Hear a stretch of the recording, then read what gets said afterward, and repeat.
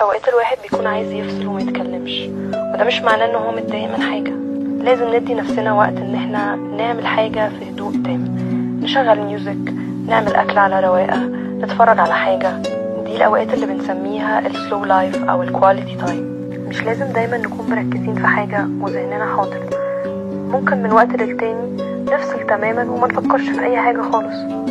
نعمل اكل بنحبه في هدوء، نتفرج على حاجه بنحبها، ناخد السماعات ونشغل اغاني وننزل نتمشى.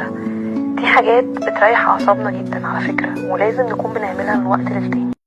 اوقات الواحد بيكون عايز يفصل وما يتكلمش، وده مش معناه ان هو متضايق من حاجة. لازم ندي نفسنا وقت ان احنا نعمل حاجة في هدوء تام، نشغل ميوزك، نعمل اكل على رواقه، نتفرج على حاجة. دي الاوقات اللي بنسميها السلو لايف او الكواليتي تايم. مش لازم دايما نكون مركزين في حاجة وذهننا حاضر. ممكن من وقت للتاني